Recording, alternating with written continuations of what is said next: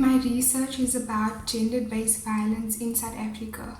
I'll be focusing on the narratives of women and more specifically mothers who experience violence from their sons. I believe that this form of violence, son-to-mother violence, have not been given any attention in academia in South Africa.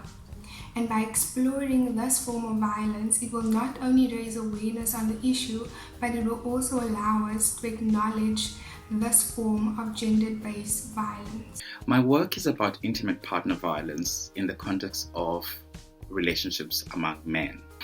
I push back against the boundaries of our current knowledge about gender and its implication in violence by looking at patriarchy, for example. Within a man are enactments of femininity as well as masculinities, and I seek to understand how such constructions of gender have an implication on one's understanding of being a man after enacting violence or experiencing it. There is a lot of literature on both racialized violence and gender-based violence, but not much of the research has focused on the violence Black women experience as a result of their intersecting social identities as Black and as women. My research focuses on the gendered dimensions of racism in contemporary South Africa. My research is focused on gender-based violence, but more specifically, women's shelter residents' experiences of gender-based violence, a digital storytelling project. The aim of this study is to find out the personal experiences and narratives of a group of women who reside at a gender-based violence shelter situated in Woodstock, Cape Town.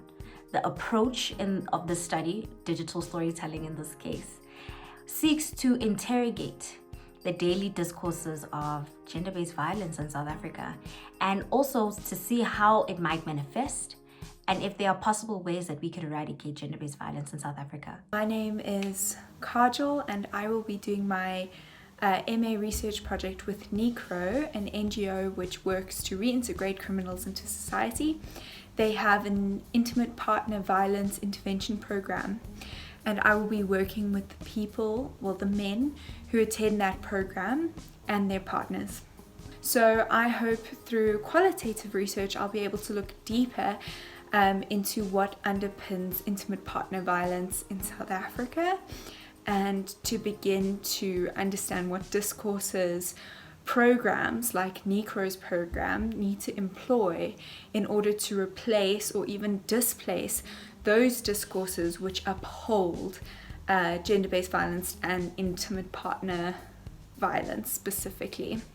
My research, which centers around the experiences of youth in Mitchell's Plain, asks youth to represent their own intersectional identities as well as narrate their own experiences of living in and navigating their environment.